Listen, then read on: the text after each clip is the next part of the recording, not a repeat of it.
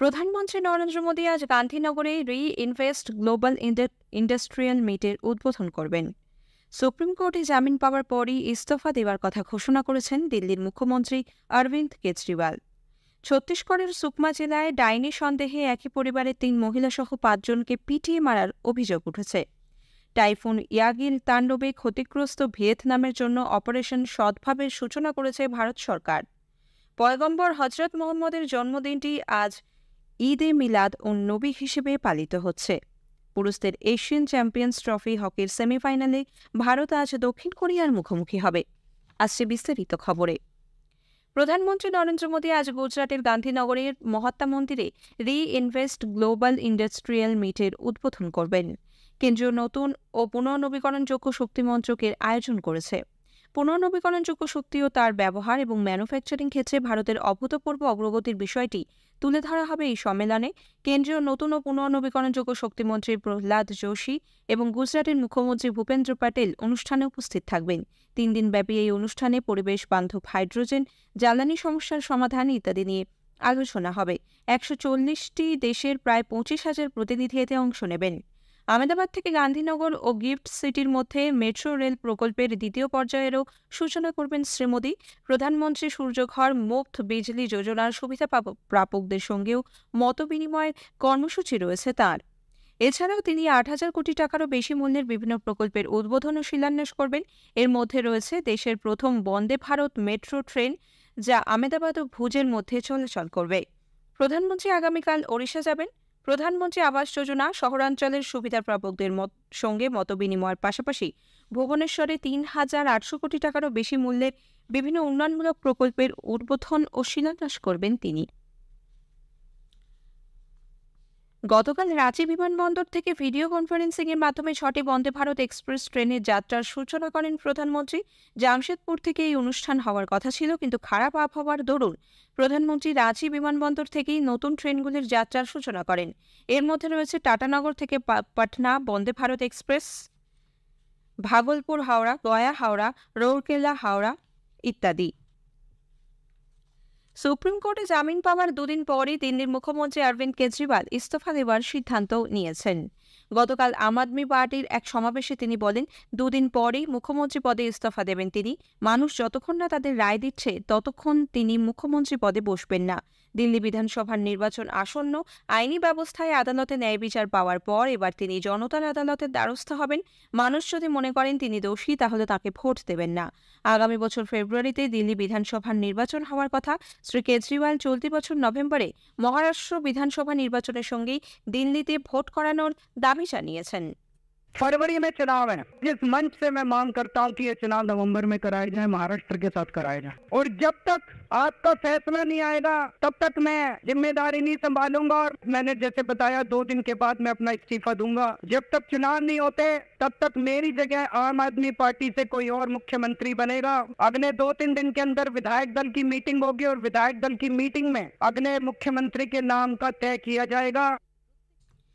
BJP Aurobindo কেজরিওয়ালের মুখ্যমন্ত্রী পদে ইস্তফার ঘোষণাকে নাটক আখ্যা দিয়েছে।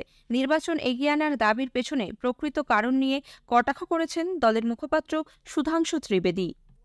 जेल में रह के तो इस्तीफे की बात की नहीं, बाहर क्यों आके की है? और अब कह रहे हैं कि हम मांग करते हैं कि चुनाव जल्दी कराए जाए। कहीं ऐसा तो नहीं चुनावी दंगल में उतरने की जो बात आ रही है वो आपकी पार्टी के अंदर कोई दंगल हो रहा है जिसकी वजह से आपको लग रहा आप संभालना मुश्किल होगा?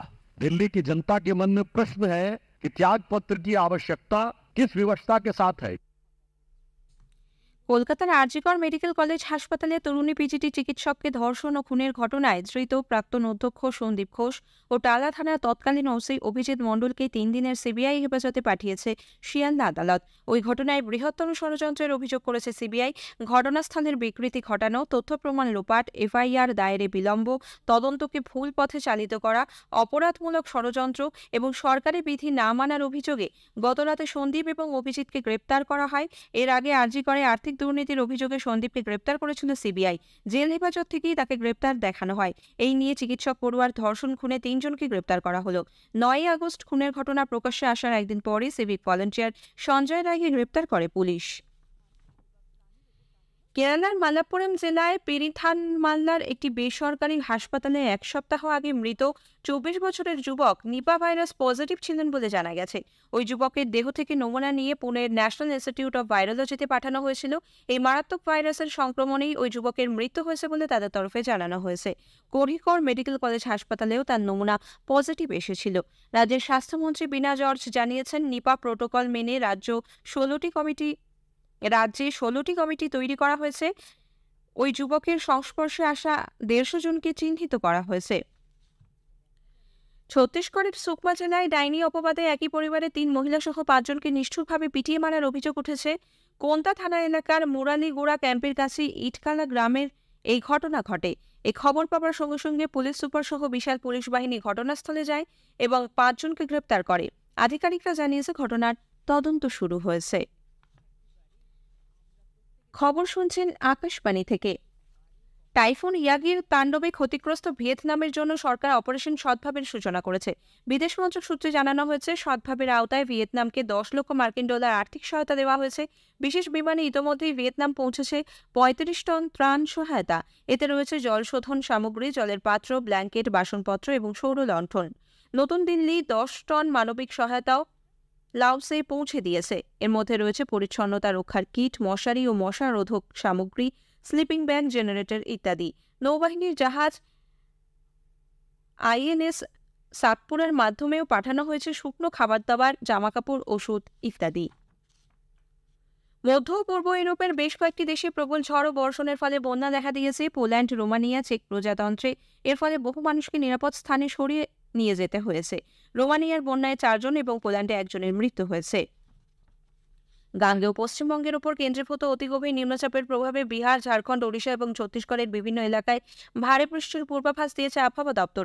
ক্রমশ এটি উত্তর পশ্চিম দিকে অগ্রসর হচ্ছে। আগামী 12 ঘন্টায় কিছুটা দুর্বল হয়ে এটি নিম্নচাপে পরিণত হবে এবং ঝাড়খণ্ড ও ছত্তিশগড় হয়ে উত্তর পশ্চিম অভিমুখে এগোবে। আগামী সপ্তাহে দেশের পূর্বাঞ্চল, মধ্যপ্রদেশ, কোঙ্কণ এবং গোয়ায় হালকা থেকে মাঝারি বৃষ্টির সম্ভাবনা। বিদর্ভ, মধ্য মহারাষ্ট্র, মারাঠওয়াড়া, গুজরাট এবং উত্তরপ্রদেশে আগামী 6 দিন হালকা থেকে মাঝারি বৃষ্টি হবে বলে জানিয়েছে মৌসুম বিভাগ। ফ্লোরিডার ওয়েস্ট পাম বিচে ট্রাম্প ন্যাশনাল গলফ ক্লাবের কাছাকাছি গুলি চালানোর পর প্রাক্তন রাষ্ট্রপতি ডোনাল্ড ট্রাম্প সুস্থ আছেন বলে জানিয়েছেন।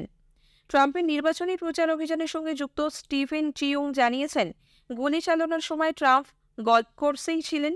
এ ব্যাপারে রাষ্ট্রপতি জো বাইডেন এবং উপরাষ্ট্রপতি কমলা হ্যারিসকে অবহিত করা হয়েছে। ঘটনাস্থল থেকে বন্দুকবাজকে পুলিশ গ্রেপ্তার করেছে। উদ্ধার হয়েছে একটি হাতিয়ার। দক্ষিণ লেবাননে বসবাসকারী নাগরিকদের ঘরবাড়ি ছেড়ে চলে যাওয়ার আবেদন জানিয়ে প্রচারপত্র ফেলেছে ইসরায়েল। গাজার যুদ্ধকে কেন্দ্র করে হেজবুল্লাহ ও ইসরায়েলের মধ্যে 11 মাস ধরে চলা সংঘাতে এই প্রথম সীমান্তবর্তী গ্রামগুলিতে আকাশপথে লিফলেট ছড়ানো ইসরায়েল। ওয়াজানি অঞ্চলের বাসিন্দাদের এলাকা ছেড়ে চলে যেতে অনুরোধ করা হয়েছে ওই প্রচারপত্রে। কৃষি প্রধান এই এলাকা চাষবাসের কাজে নিয়মিত সিরীয় নাগরিকরা ব্যবহার করে থাকেন। আজ বিশ্ব নবী দিবস, ঈদে মিলাদ উন নবী। ইসলামিক ক্যালেন্ডারের 3য় মাসে দ্বাদশ দিনে রবি আল আওয়াল পালিত হয়। এই দিনটি পয়গম্বর হজরত মুহাম্মদের জন্মদিন। দেশের বিভিন্ন প্রান্তে যথাযথ ধর্মীয় উৎসাহ উদ্দীপনার সঙ্গে আজ ঈদে মিলাদ উন নবী পালিত হচ্ছে।